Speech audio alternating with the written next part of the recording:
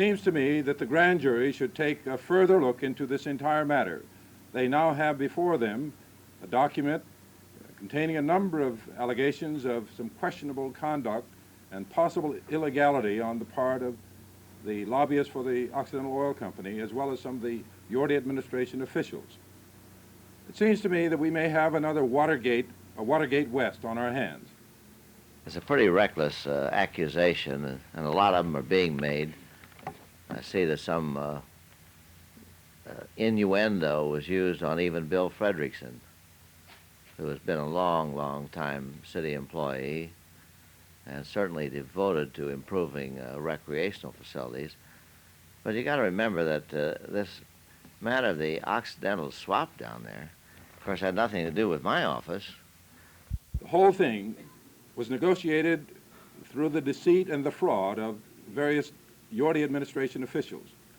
A failure to disclose to the state the fact that they wanted to trade this land for Occidental Oil Company drill site. A failure to disclose to the commission and the city council the fact that the provision in there restricting it for oil drilling purposes was actually promoted by the city, not the state. Bill Frederickson of the Recreation and Parks Department told me that it was a very good deal for the city. But the fact remains that the council voted for that land swap knowing that that land, the transferred Occidental, could only be used for drilling. That restriction was in there.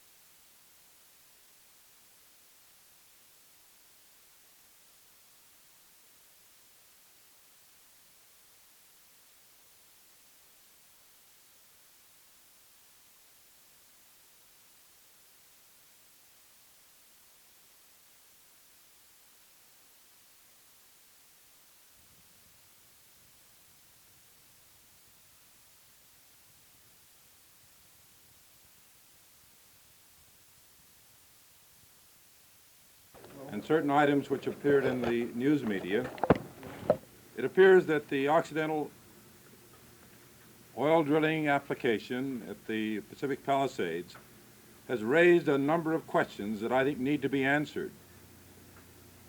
And I would suggest that here's a job that not only the grand jury might perform, but some strong investigatory reporting might help to disclose even more information because I think we've only scratched the surface on this matter. Let me give you some examples.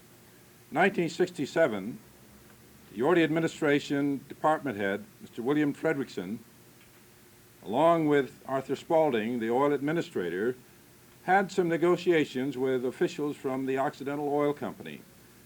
In these discussions, they talked about the trade of some land that Occidental would prefer to have in order to drill, to test for oil, and to drill for it. A year later, 1968, Mr. Frederickson, general manager of the Recreation and Parks Department, began negotiations with the state to acquire that area that has been called the Killer Slide, because that's where one of the state employees was killed in 1958 when that slide occurred. I, in these negotiations, sought to get this land, which was appraised for $800,000 for a purchase price of something like $37,000. And he failed to disclose that there had been some negotiations between him and the city and the Occidental Oil Company on the trade of this land. First of all, I think that he ought to begin taking action to rescind this land swap between Occidental Oil Company and the city. The fact that they withheld from the city council and other officials the fact that that building and safety report, which did in fact go to the state, indicated that that land was unstable, unsuited for building. And yet they proposed to build an oil rig right on that spot.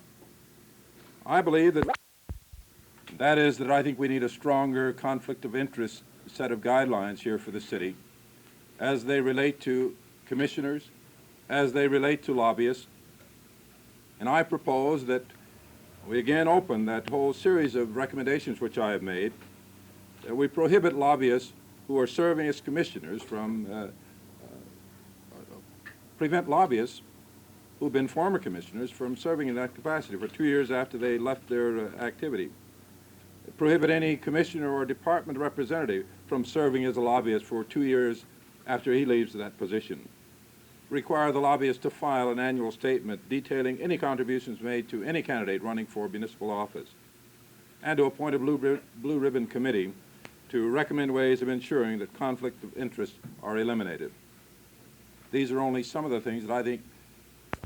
Was this completely done by the mayor's office and staff without any approval by the council, this land swap? The land swap. Action was initiated by the Yorty administration officials. Was the approval of the council needed? Yes, finally it came to the council, and the entire council unanimously approved the land swap ultimately, I among them, because we were deceived by these officials. That building and safety report was not a part of it. There was no indication of the earlier discussions and negotiations between these officials and the state. And I think that it is this whole set of deceitful withholding of information that I believe is the basis now for our rescinding that whole land swap arrangement. Well, the council went along then without making any study of it to uncover these things, undoubtedly, huh? Well, as I indicated to you, I think we were deceived by these officials. Not at any point were these matters brought to our attention, and they should have been. Bradley, do you have any...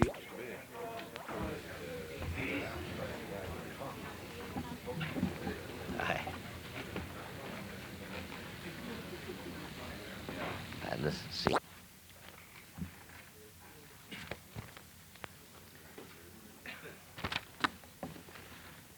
I don't suppose it'll get any attention in the media, but we have, and you have the... Well, I believe that's the case. I know she has no conflict of interest. Mrs. Morton has never been accused of any kind of wrongdoing.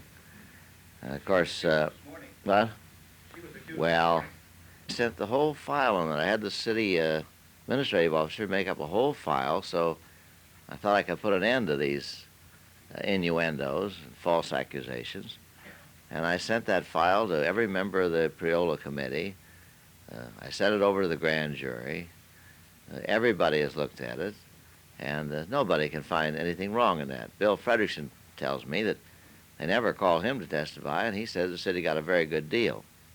But the fact of the matter is that the land swap went through the council, and Bradley voted for it, and it included in there a restriction on that property that it could have only used for oil drilling. So how can they say they didn't know when they put it through?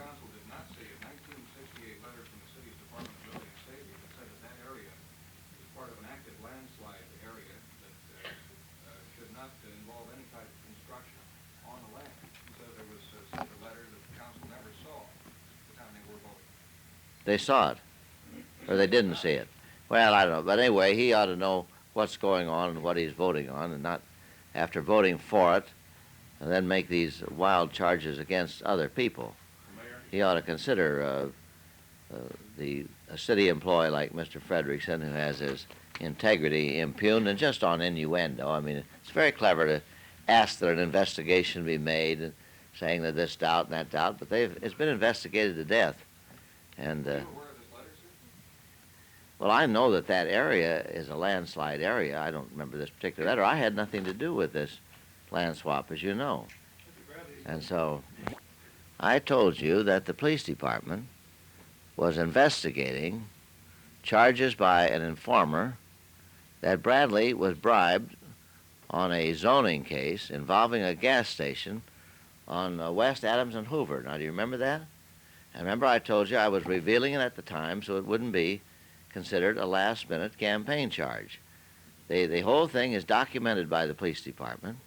He quickly changed his mind right after the alleged payment, and he's never explained why he was all against the zoning and then suddenly all for it.